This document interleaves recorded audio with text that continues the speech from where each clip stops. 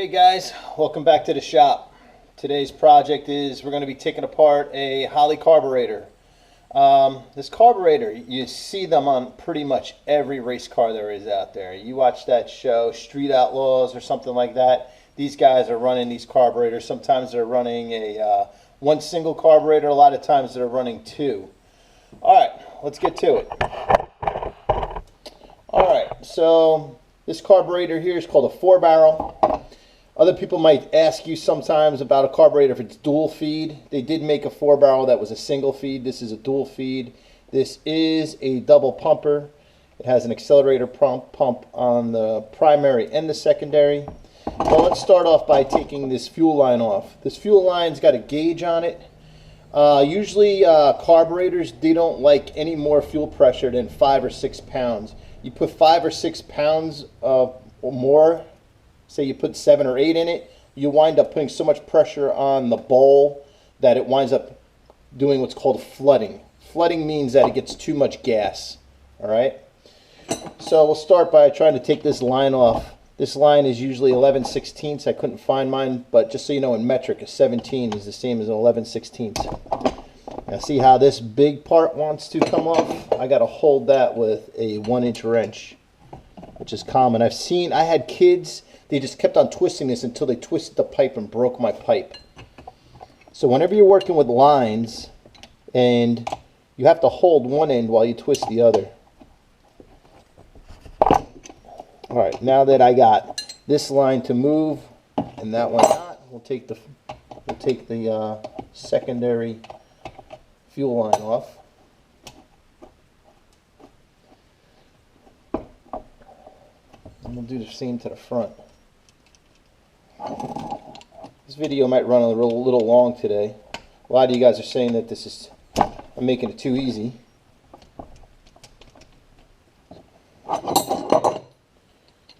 Alright. So once again, I got to hold this with the 1-inch wrench.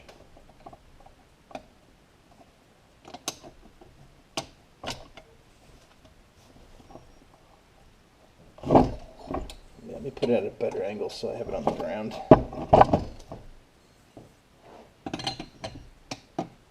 I apologize if I go out of frame. Alright. Hope everybody's healthy. Feeling pretty good. For a while there I was not feeling so great, but pretty sure that I was just dehydrated, didn't have enough liquids in me. Alright, so we're going to start off by taking this bowl off. This is the secondary bowl. It's held on with some flathead screws. This is that accelerator pump I was telling you about. Almost works like you see those old pumps that used to pump water out of the ground.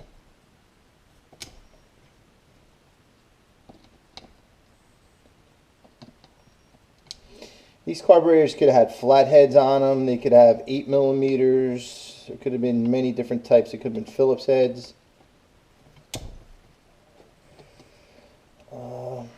I don't think of anything else I could talk to you guys about that's kind of important. Oh yeah, when I have to go buy my kit, I got to know what series carburetor it is. It's usually written right on that piece right there.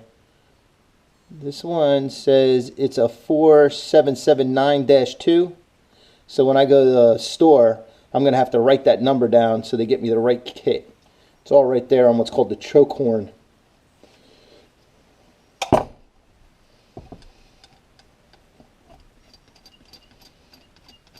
Once again, I hope you guys are liking these videos. I'm enjoying it and I'm not enjoying it at the same time. I'd much rather be in school. I am getting a lot of stuff done. I'm doing a small engine project with the kids. I got a bunch of, picked up a bunch of broken items lately. Got a bunch of broken chainsaws, a leaf blower, a snow blower. Alright, so I took the bowl off. It's the bowl I was talking about. It's got a lot of corrosion in it now that I'm looking at it. That ethanol fuel, it's causing this type of stuff. It's like eating away at fuel lines and aluminum. So there's a gasket here, bowl gasket. This is called our metering block. See, there's a lot of dust in there too. That's probably from that ethanol fuel. These are our jets. Maybe I should take a jet off, see what kind of number I had on them. Remember I was talking to you guys about when they tune them. These jets have numbers on them. Let me see if I can see without my glasses on. Oh, I can't see a thing. I need my magnifying glasses. There's numbers on them. Stinks getting old. As soon as I turned like 40 years old, my eyes stopped working. They can't focus anymore. So now I gotta get my metering block off. I like to tap them. I really don't ever really like to get a screwdriver and dig in there. You might actually like deform the piece and it might not work properly anymore. Usually tapping them with a hammer usually breaks the gasket loose, but I noticed that I guess the last time I built it I used these blue gaskets. They're usually pretty sticky.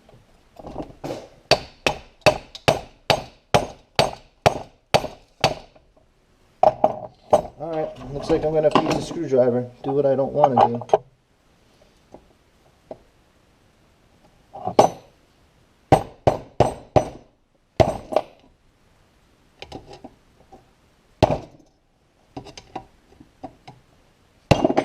There we go. So I got it off. Power valve block off was in there. There's my blue gasket. Let's start taking the other side off. Now look, this side's got 8mm bolts. Man, they might not even be 8mm. It might be 1/4 inch. Let's see. Oh, I can't even get this impact in there. I'm going to have to do it with a 1/4 inch drive. See if I got one laying around. Of course I don't see it. I'm going to have to go to my toolbox. Alright, let me see if I can find one.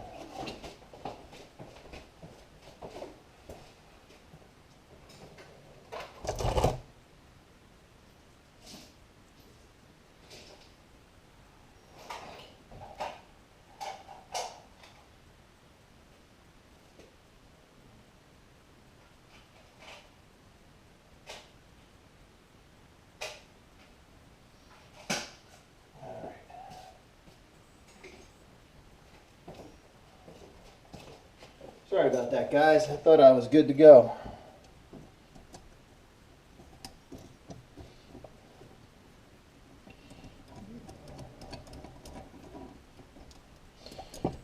For right now, I'm just storing all my bolts in this piston box. Now, you guys, if you ever do this, make sure you do the whole envelope and labeling things. I've done so many carburetors that I know every bolt.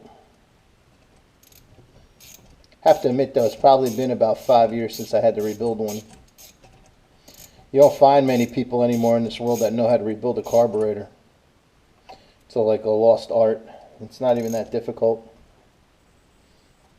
Basically, rebuilding a carburetor is just taking it apart, replacing all gaskets, and cleaning everything with special carburetor cleaner. They have these dip tanks. You take it all apart and you dip all the parts into this tank. Tank is like an acid. Eats away any carbon, any fouled up gasoline. Usually what kills a carburetor is dirt from the gasoline. Gasoline sitting in something for too long.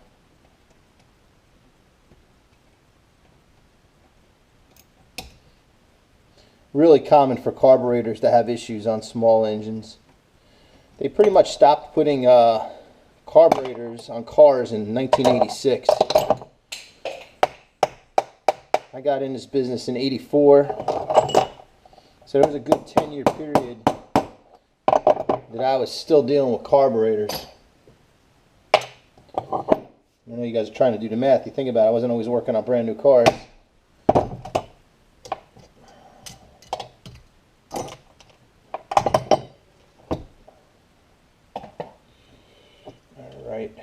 Accelerator pump. This one's got an extra large accelerator pump on it for some reason. I guess I wanted to get more of a squirt on acceleration. So that's when this works. When you first accelerate, it gives it a first initial shot of gasoline.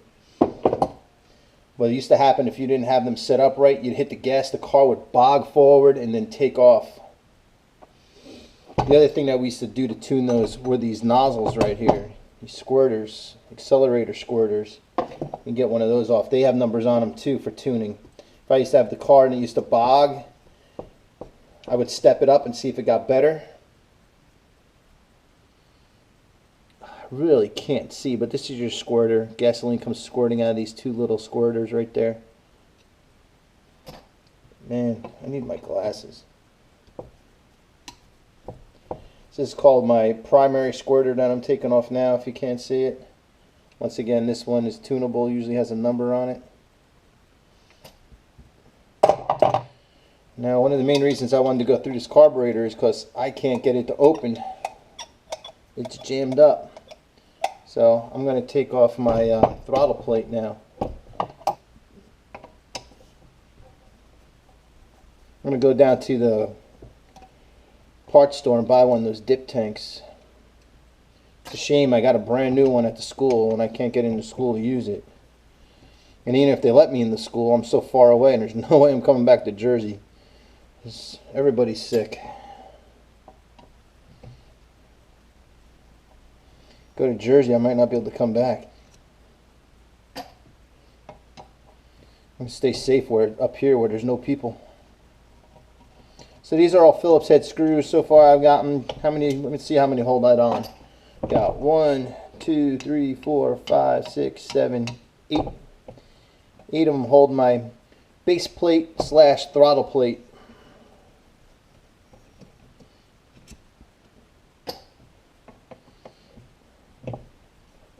And we're going to have to go online and figure out what size this carburetor is. I think it's probably a, maybe an 800, 850, but I'm going to have to look it up because these plates say that they're 180s. I'm going to have to see what size it is. I might wind up having to buy fuel injection for this thing. I don't think I'm going to have a carburetor around that is big enough. I'd really like to have this thing fuel injected. It'd be nice. Be nice because then I would just turn the key and she'd fire right up. Wouldn't have to worry about setting no choke or warming it up. The computer would just basically handle all that. Alright, so I got my base plate off. Oh, we see all that nasty rust in there. I have to soak this thing in some BP blaster. Alright, so my base plate is off. The only thing I haven't gotten off yet is this other metering block. Primary metering block. And once I have that off, basically this whole carburetor will be disassembled already.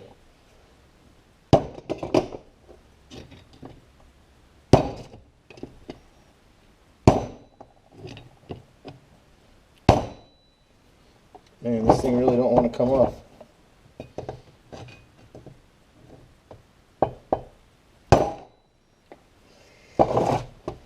Should put it in the vise. I moved a little bit that time.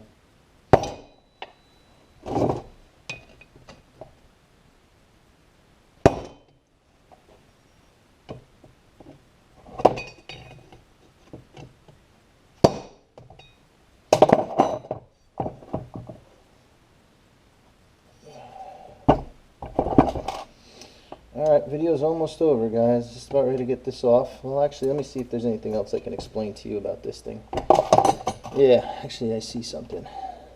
So, see these little screws? These are your idle air mixture screws. This sets our gasoline at idle.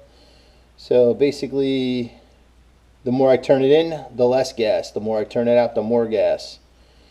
The screw's got a little point in it and controls how much gas flows up to our nozzle. Alright, once again, this is a power valve. Our jets, primary jets. I'll wind up taking these things completely apart too. Like this power valve should just unscrew. Usually the kit comes with a brand new power valve. Nope, don't want to fit that way. No, maybe it did. Loosening up.